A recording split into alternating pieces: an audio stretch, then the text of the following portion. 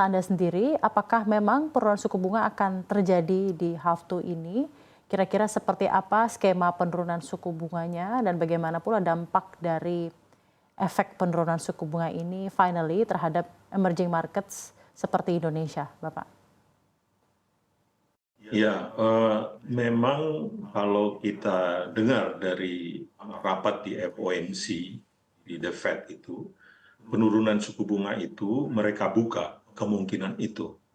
Jadi sekitar 25 basis point. Tapi dengan signal yang seperti ini, saya pikir itu cukup bagus. Ya, memang kalau kita lihat dari pendapat seluruh dewan The Fed itu, dewan gubernurnya di sana itu, dia sangat beragam sekali. Ada yang menyatakan diturunkan sampai 3 kali, sampai di pertengahan tahun ini. Dan ada yang menyatakan malah mengusulkan menaikkan. Itu menggambarkan bahwa di antara para dewan gubernur di sana pun belum sepakat, belum konklusif sebetulnya. Jadi oleh karena itu, kalaupun diturunkan 25 basis point, saya pikir itu sudah sangat baik. Ya, dampaknya tentu adalah tekanan terhadap mata uang asing, ya, artinya seperti Indonesia dan yang lain-lain, minimum itu akan menurun. Dan kemudian respon daripada kita, termasuk Bank Indonesia, tentu harus mengikuti bagaimana pola penurunan. Kalaupun mereka turunkan, maksimum kita turunkan 25 basis point atau tetap dulu supaya rupiah ini stabil. Jadi kita nggak bisa mendahului mereka dalam situasi seperti ini. Karena memang secara realnya, maka taruh uang di sana menjadi lebih menarik dalam situasi seperti ini. Jadi untuk menjaga supaya portofolio investasi di Indonesia tetap menarik, kita nggak bisa mendahului mereka. Kira-kira begitu nih dampaknya ke Indonesia dan sebaiknya kita merespon seperti apa. Tapi kembali, disiplin yang saya katakan tadi itu menjaga di current account dan budget deficit, tetap kita harus pegang sampai mungkin 1-2 tahun ke depan untuk melihat situasi yang mungkin akan berubah lagi.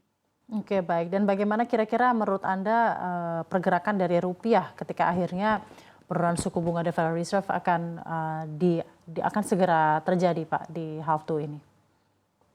Jadi begini, kalau kita lihat rupiah belakangan ini ada faktor eksternal yang besar, ya, kebutuhan untuk pembiayaan defisit yang besar di sana menyebabkan portofolio investasi kita juga menjadi negatif, ya kan? Tetapi juga ada faktor domestik. Faktor domestik itu dua hal. Satu adalah pembayaran dividen yang biasanya itu terjadi bulan Mei, bulan Juni. Jadi pembayaran dividen daripada perusahaan-perusahaan yang sebagian daripada share-nya itu dimiliki asing, ya. Jadi baik itu yang FDI maupun portfolio investment biasanya di bulan Juni dan Juli. Itu yang menyebabkan rupiah lebih melemah di kuartal kedua ini. Yang kedua adalah bahwa kebetulan di kuartal kedua ini musim haji. Itu pun lumayan signifikan keluarnya. Nah, kita lihat di kuartal ketiga, mestinya dari siklus pengeluaran di dividen ini kan sudah tidak ada lagi. Demikian juga musim haji kan tidak ada lagi karena masa musim haji sudah selesai minggu ini kan. Ya. Jadi mestinya itu akan mengurangi tekanan terhadap rupiah secara siklikal, ya. Tetapi tentu tetap kita perhatikan dari sisi eksternalnya masih tetap, tapi minimal dari sisi siklus permintaan dari para pelancong dari dalam negeri keluar maupun tadi yang musim haji atau yang saya katakan dividen tadi itu menjadi berkurang di semester kedua ini. All in all, Pak, sebenarnya seberapa mengkhawatirkan sebenarnya kondisi ekonomi global dan juga dampaknya terhadap ekonomi kita saat ini, Pak? Sebetulnya kalau kita lihat ekonomi global sekarang memang dari sisi pertumbuhan lebih menurun dibandingkan dengan bahkan dibanding 1 dekade sebelumnya. Jadi memang dari sisi trade-nya itu volume perdagangan dunia pun menurun. Kemudian seperti yang kita tahu semua mungkin sudah sering mendengar geopolitik dan yang lain-lain ini. Ya. Tetapi yang menurut saya yang lebih menekan dunia sekarang adalah level hutang dan refinancing yang sangat signifikan. Oke. Karena itu yang jelas masuk ke pasar, permintaan terhadap, artinya pembelian surat hutang itu, supply dari surat hutangnya jauh lebih besar. Sementara itu demand ya yang biasanya membeli surat hutang ini termasuk bank sentral dari Cina maupun Jepang, di mana mereka mengurangi pembelian surat hutang.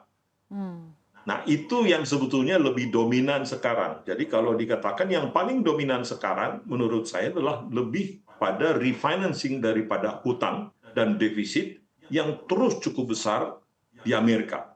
Dan siapapun presiden di Amerika, menurut saya defisit mereka itu, atau apakah itu Trump atau Biden, itu masih tetap cukup besar, sekitar 6%. Betul. Nah, ini yang meng-hijack kita semua. Itu yang menyebabkan saya katakan eksternal faktor itu sangat sulit kita kendalikan, makanya kita harus disiplin di dalam negeri. Kita nggak bisa mengendalikan luar, yang kita lakukan adalah disiplinnya di dalam negeri. Dan so far sejauh ini evaluasi Anda terhadap apa yang dilakukan pemerintah baik dari segi moneter dan fiskal untuk mendisiplinkan budget dan anggaran kita dan bentuk-bentuk insentif yang telah dilakukan, bentuk-bentuk regulasi yang telah dikerahkan, seperti apa Pak Raden? Ya, sebetulnya sudah in the right track, tapi menurut saya harus lebih baik lagi ke depan ini. Jadi memang satu yang di depan adalah bauran kebijakan moneter dan fiskal ini perlu lebih baik lagi ya, antara kebijakan-kebijakan moneter terutama di dalam pengeluaran surat hutang, apakah SRBI, pembelian SBN, kapan itu diterbitkan, siapa yang mengambil itu, ya itu perlu lebih sinkron lagi. Sudah baik, tetapi dalam situasi global yang tidak menentu, diperlukan disiplin yang lebih baik lagi di sini. Itu yang pertama. Yang kedua, seperti yang saya jelaskan tadi, menurut saya adalah itu. Yang kita lihat refinancing daripada hutang global maupun kita dalam beberapa tahun ke depan itu akan naik. Nah, oleh karena itu, roadmap bagaimana nanti pembiayaan daripada belanja-belanja pembangunan ke depan, ya, belanjanya berapa, dibiayai dari mana, apakah ada dari realokasi seperti yang saya katakan tadi, atau mungkin dilakukan readjustment, nggak perlu harus sebesar itu. Mungkin itu yang menjadi penting dalam situasi global yang saya katakan tadi. Jadi roadmap-nya itu ada secara rasional, bisa dijelaskan dengan baik kepada para pelaku pasar. Ya, baik. Itu yang paling penting menurut saya. Baik, Pak. Nah,